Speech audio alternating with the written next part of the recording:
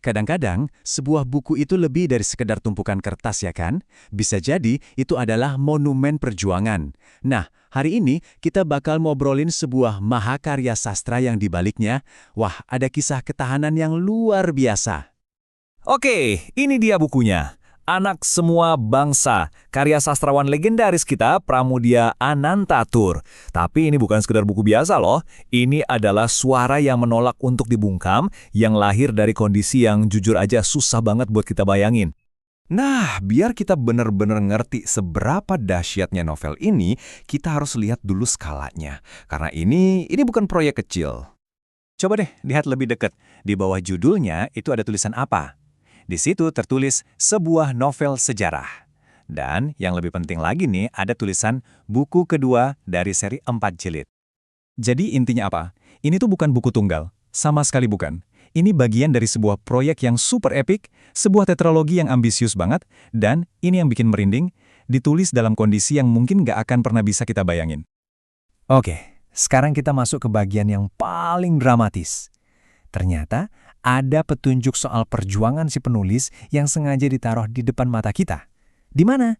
Ya, di sampul bukunya itu sendiri. Lihat deh tulisan di bagian bawah sampulnya. Edisi pembebasan karya Pulau Buru. Apa sih artinya kalimat ini? Ya, edisi pembebasan karya Pulau Buru. Dengerin baik-baik, kalimat ini tuh bukan sekedar info penerbitan biasa. Bukan, ini adalah sebuah pernyataan, sebuah deklarasi. Dan ini adalah kunci buat ngebuka cerita di balik lahirnya novel ini. Sebuah cerita yang datang dari salah satu tempat paling kelam dalam sejarah Indonesia. Jadi, Pulau Buru itu adalah kamp kerja paksa buat para tahanan politik. Dan Pramudia dipenjara di sana selama 14 tahun, tanpa pengadilan sama sekali. Gila kan?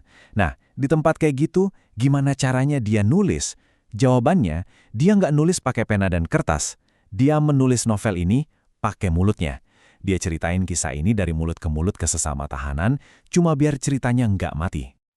Oke, dari penjara di pulau terpencil, sekarang kita lihat gimana suara yang tadinya mau dibungkam, ini justru malah menggema ke seluruh dunia. Ini bukti nyata kalau sastra itu nggak bisa dipenjara. Pertanyaannya kan, seberapa kuat sih suara dari penjara ini?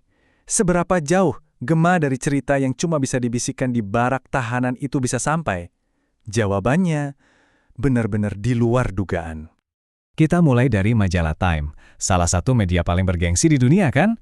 Mereka bilang Pramudia itu kandidat utama dari Asia untuk hadiah Nobel. Bayangin, Nobel. Ini pengakuan level dewa sih. Lanjut, The New York Times. Mereka nggak nanggung-nanggung nyebut Pramudia itu master cemerlang. Dan yang keren, mereka nggak cuma fokus ke sisi politisnya aja. Mereka benar-benar ngakuin kejeniusan dia dalam meramu karakter dan emosi yang, rumit banget. Nah, ini perbandingan yang gila banget sih. The Los Angeles Times ngebandingin dia sama James Baldwin. James Baldwin, salah satu raksasa sastra Amerika. Ini artinya, Pramudia itu udah ditempatin di jajaran penulis top dunia. Keren banget. Dan akhirnya, kita sampai di warisan abadi seorang Pramudia.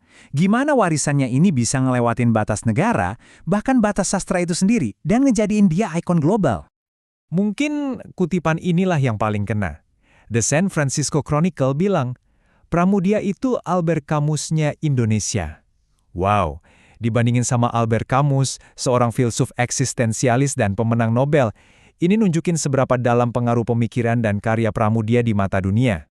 Jadi kalau kita simpulkan, karya Pramudia itu adalah sebuah paket lengkap yang langka. Ada suara pemberontakan melawan ketidakadilan, ada cerminan ketangguhan jiwa manusia, dan juga ada eksplorasi yang dalam banget tentang apa artinya jadi manusia. Dan ini ninggalin kita sama satu pertanyaan buat direnungkan ya. Dari tempat yang tujuannya itu buat membungkam, buat melenyapkan suara, malah lahir sebuah karya abadi. Jadi kepikiran kan, berapa banyak lagi ya mahakarya di dunia ini yang lahir dari keheningan yang dipaksakan, yang cuma nunggu waktu buat didengar.